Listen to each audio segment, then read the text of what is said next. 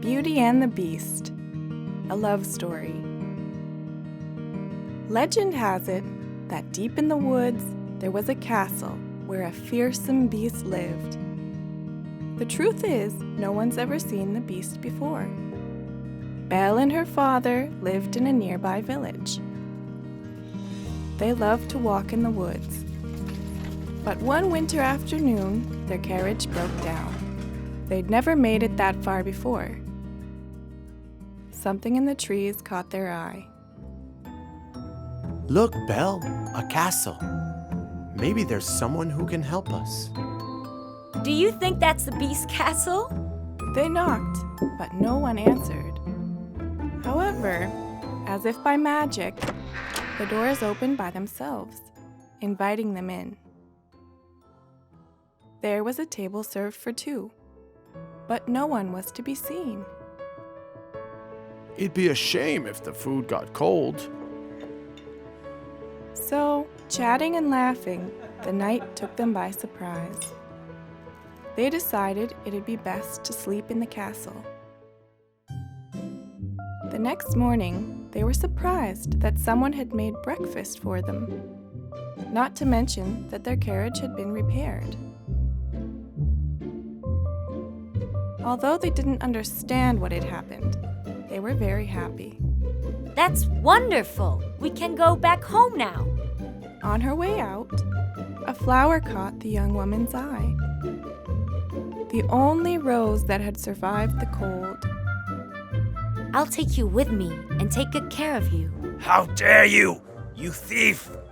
The beast that everyone in town was talking about was real. Don't hurt us, please.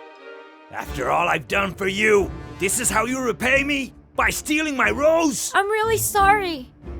Excuse us. We didn't mean to upset you. We'll leave immediately. You'll have to face the consequences. You're not leaving so easily. She's staying with me. She's my prisoner now.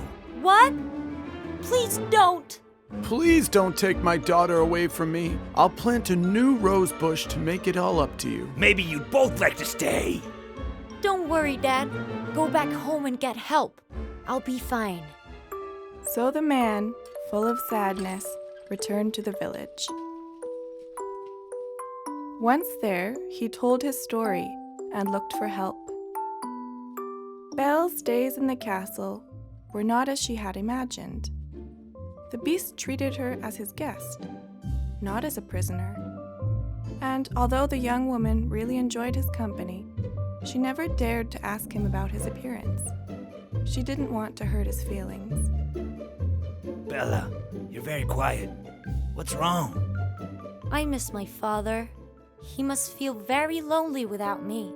I'm all he's got. I don't like seeing you like this. I'll miss you, but I think it's the best if you go back. If one day you decide to come back, I'll be very happy. But if you don't, I'll understand. Do you really mean that? Oh, Beast, how kind of you. Thank you so much. I'll give you my fastest horse, so you don't waste time. Go! When she arrived, Belle discovered the turmoil her absence had caused. People were determined to chase the beast away. Wait! The beast is not evil. He hasn't hurt me. But people wouldn't listen. They wanted the beast away and gone for good. If you knew him like I do, you'd see he's not dangerous. But people ignored her again and marched to the castle. The beast proved to have a big heart, and Belle ran to defend him without hesitation. People started shouting with all their might outside the castle doors to scare the creature, but they were the ones who got scared. The doors burst open, and things started flying through the air. The castle seemed to be defending itself. Suddenly, a roar was heard, and the beast fell from the highest tower. He had been pushed. There was a long silence. Beast, what have they done to you? Everyone thinks you're mean.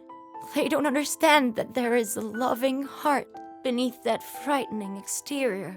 Before looking like this, I was a handsome but conceited prince. One night, I refused shelter to an old beggar woman because she looked shabby and dirty.